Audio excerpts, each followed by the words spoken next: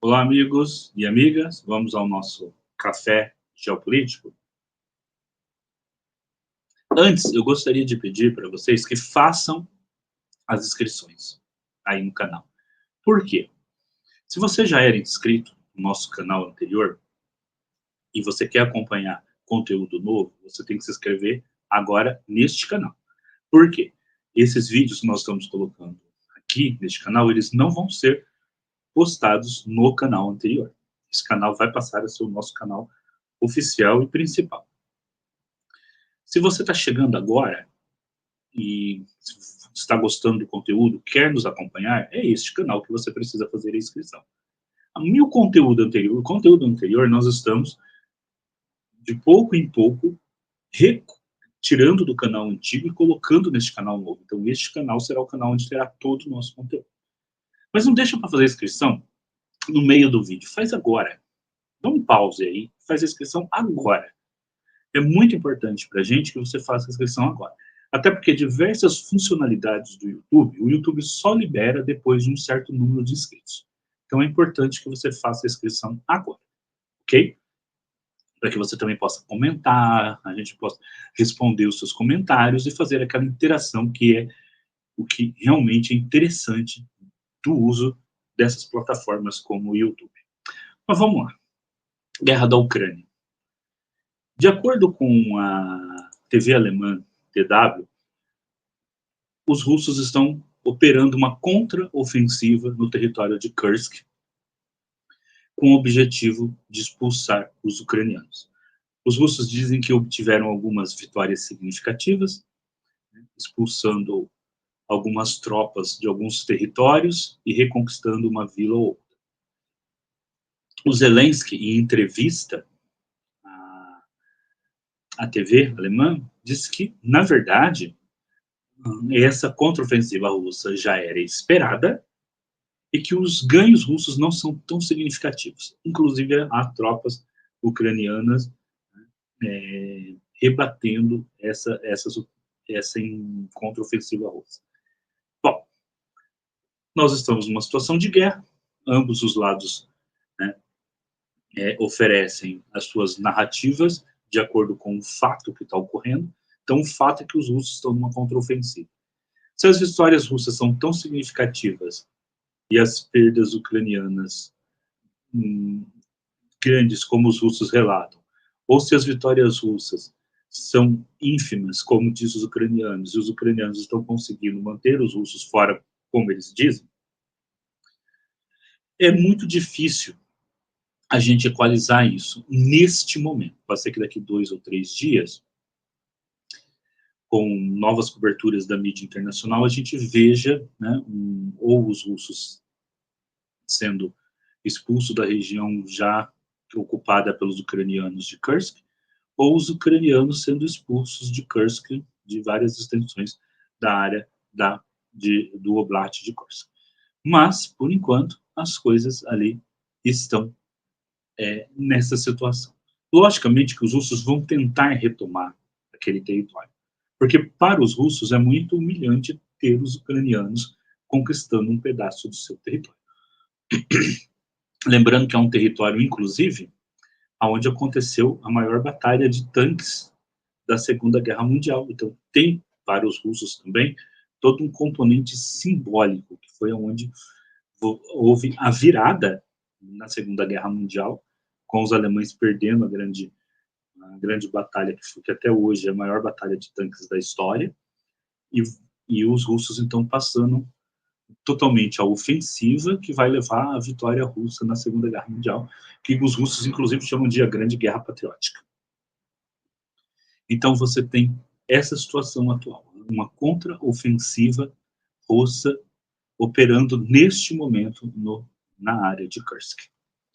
Bom, outras notícias que nós temos aqui para tratar é a questão do uso de armas ocidentais em território russo. Até então, durante esses 2 primeiros anos da guerra, os ocidentais estavam fornecendo armas, mas essas armas eram proibidas de serem operadas dentro do território russo. Isso tem mudado. Então, Finlândia, Suécia e Canadá manifestaram a favor das armas que eles fornecem a serem usados dentro do território russo. Então, esses países já não mais colocam alguma oposição que os ucranianos possam usar armas fornecidas por eles para realizar ataques dentro do território russo. Isso é gravíssimo. E a gente deve se lembrar que a Rússia é uma grande potência militar, uma potência nuclear, e que na medida em que armas fornecidas, inclusive por membros da OTAN, começam a ser utilizadas para atacar dentro do território russo, pode haver uma escalada na guerra. Uma escalada na guerra que pode levar, sim, a uma resposta, talvez, inclusive, nuclear. E, nesse sentido, o Medvedev, em uma, em uma entrevista, disse que os russos são muito pacientes na questão do uso de armas nucleares, mas que toda a paciência acaba. Porque ele disse que a Rússia não usa armas nucleares porque sabe que o uso delas é irreversível. E por isso até agora tomou essa decisão de não usar armas nucleares, mas que a paciência acaba. Bom, a gente sabe que a Rússia vem falando dessa questão das armas nucleares, o mexe aí, faz algum tipo de operação, né, envolvendo os seus, a sua força nuclear, no sentido de dizer que ela está operando, que ela pode ser utilizada. A questão é que se houver uma guerra, se essa guerra se estender a ponto de se tornar uma guerra com a OTAN, será uma guerra nuclear. Porque, veja bem, a OTAN reúne, além dos Estados Unidos, um grande número de países europeus e também a Turquia, que são uma força de combate enorme. Se for entrar em guerra contra um único país como a Rússia, que terá ali como aliado na Europa a Bielorrússia, certamente vai ser uma guerra nuclear, porque a Rússia sabe que não tem menor condições de ganhar uma guerra, uma guerra não nuclear, né, uma guerra convencional contra a OTAN. A Rússia não tem essas condições de ganhar uma guerra convencional contra a OTAN, contra toda a OTAN. Contra o exército turco, o exército alemão, o exército francês, polonês, todo mundo ali lutando só contra o exército russo. Os russos não têm essas condições. Então, se houver uma guerra entre Rússia e OTAN, ela será nuclear. E se ela for uma guerra nuclear, talvez a própria continuidade da vida no nosso planeta vai ser colocada em risco, e não é exagero. Há muito tempo atrás, eu li um livro do Carl Sagan sobre a questão do inverno nuclear. Então, se houver uma guerra nuclear, mesmo que bombas, mísseis nucleares não sejam disparados contra o Sul, vamos colocar aí que a África, mesmo que a China não entre no páreo, ou a Índia, que essas regiões, China, Índia, e mesmo a África como um todo, e a América Latina, América do Sul principalmente, né, não seja bombardeado com armas nucleares, os efeitos de um inverno nuclear serão sentidos no mundo inteiro. Então, gente, é basicamente o fim do mundo, uma guerra nuclear entre OTAN e Rússia devido à imensidão de número de armas nucleares que eles têm. Se vai haver só apenas dois ou três disparos, uma guerra nuclear controlada ali na região, e depois chega algum processo de paz, é outra questão. Mesmo assim, os efeitos serão catastróficos para a humanidade. Então, era melhor que isso não ocorresse. Que houvesse algum empenho de negociação para terminar com este conflito o mais rápido possível. Mas parece que não vai acontecer. Como a gente disse aqui mesmo no Frontcast, na primeira live que nós gravamos quando iniciou a guerra, né, que eu cheguei a comentar nisso, que essa guerra ou ela ia durar 2 meses com os russos avançando até chegar em Kiev e o governo ucraniano ter que aceitar todos os termos russos, ou caso os russos não conseguissem fazer isso, o que não fizeram, creio eu muito mais por uma escolhas estratégicas erradas do que por questões de armamentos. Essa guerra duraria 10 anos, na época, eu falei. Talvez não dure tanto, mas certamente virou um outro Afeganistão para a Rússia. Virou um outro atoleiro, com os ocidentais fornecendo as armas para os ucranianos e os ucranianos numa guerra permanente aí que tem às vezes esses avanços quando aconteceu em Kursk, mas é muito próximo do que era a Primeira Guerra Mundial. Então, a Casa Branca, por outro lado, não teve uma reunião com o Reino Unido sobre a questão do uso de mísseis ocidentais para atacar território russo, e nada foi decidido. Né? Na declaração deles, eles disseram que ainda vão manter as discussões, que nada foi decidido. Então, a reunião foi entre os britânicos e os americanos, mas nada foi decidido. Na verdade, os americanos eles não querem se envolver diretamente com essa questão de uso de mísseis ocidentais para atacar o território russo.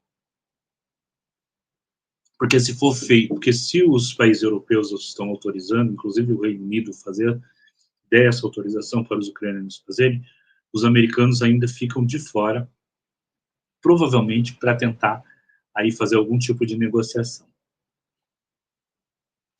Bom, mas não é só notícias ruins que a gente tem. Nesse meio tempo todo, foram trocados combatentes da região de Kursk, né, num processo intermediado pelos Emirados Árabes Unidos. 103 militares russos foram trocados por 103 militares ucranianos. Então, houve essa troca de prisioneiros de guerra de ambos os lados. Bom, nosso objetivo aqui principalmente era comentar a questão da Ucrânia, mas eu quero trazer uma outra discussão aqui rapidamente, que é a questão do Irã ter lançado agora o seu satélite de pesquisa Chandrayaan-1. E o Irã lançou esse satélite através do foguete Garand-100, né, que é um sistema de lançamento de satélite de estados sólidos, 3 estágios, desenvolvido pela Guarda Revolucionária Iraniana. Bom, o que me chama a atenção nessa questão? Não é o fato dos iranianos terem conseguido fazer isso, porque eu tenho acompanhado os progressos tecnológicos do Irã nos últimos anos. Inclusive, depois nós vamos repostar a live que nós fizemos sobre os drones iranianos. Os iranianos têm avançado em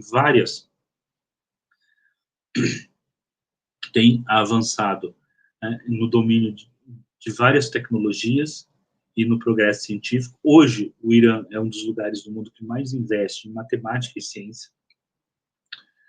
Inclusive, ao contrário do que muita gente aqui no Ocidente pensa, é um dos lugares onde você tem o maior número de mulheres no mundo, acho que é o 4º país do mundo onde você tem o maior número de mulheres nas ciências exatas, isso mesmo, não, ao contrário do que a mídia ocidental tenta passar sobre o Irã.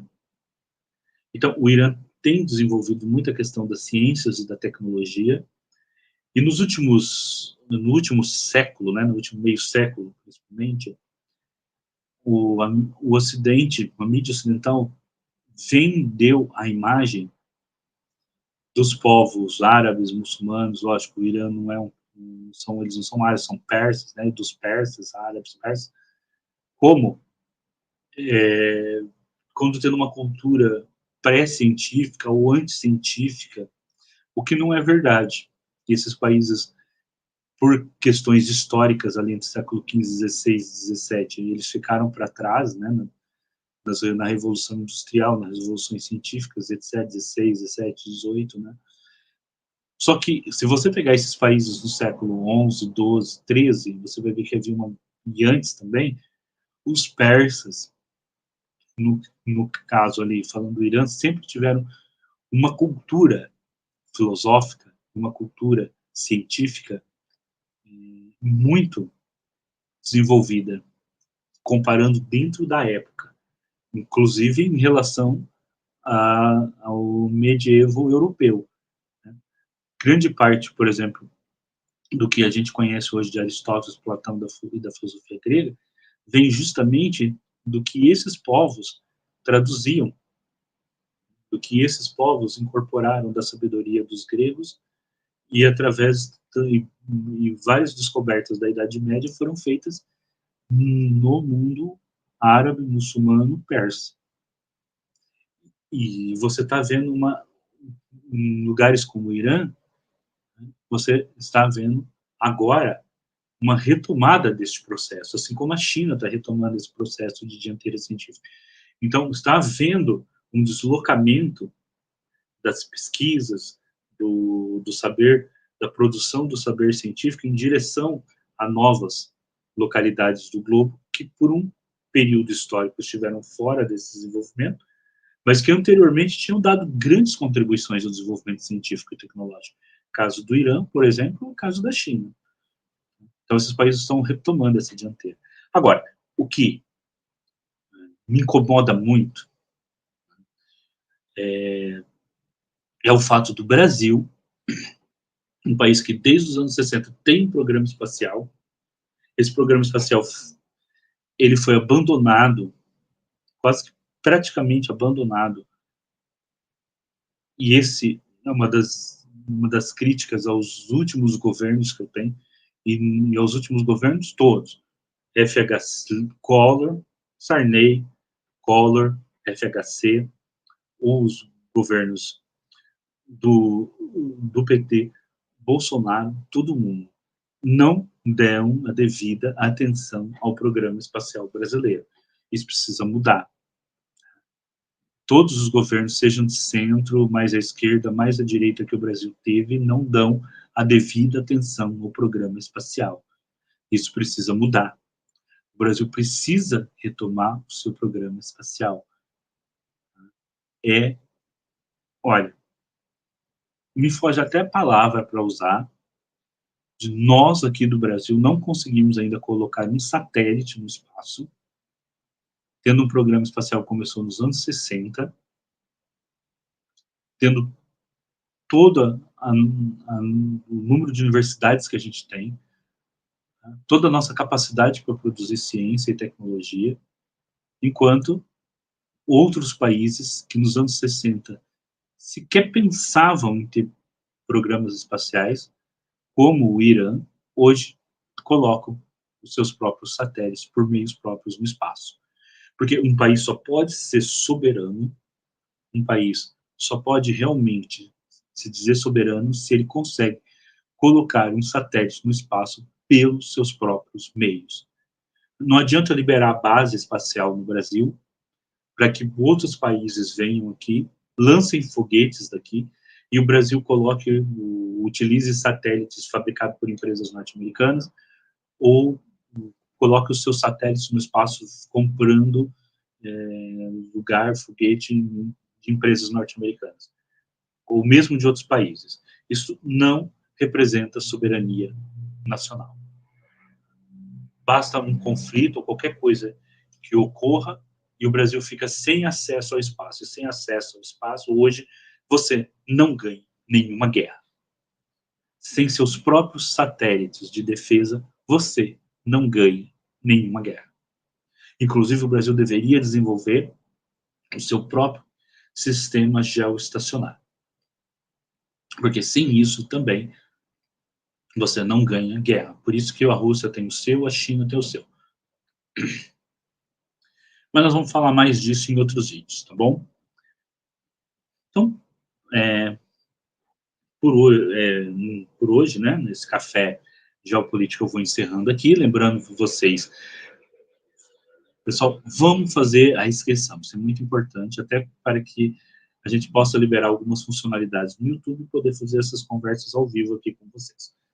Bom, mas aí fica essa questão, a gente precisa criar no Brasil uma mentalidade de que o programa espacial deve ser um programa de Estado, independente de governo, e que deve nos levar à capacidade de fabricar nossos próprios satélites e de colocá-los no espaço por meios próprios.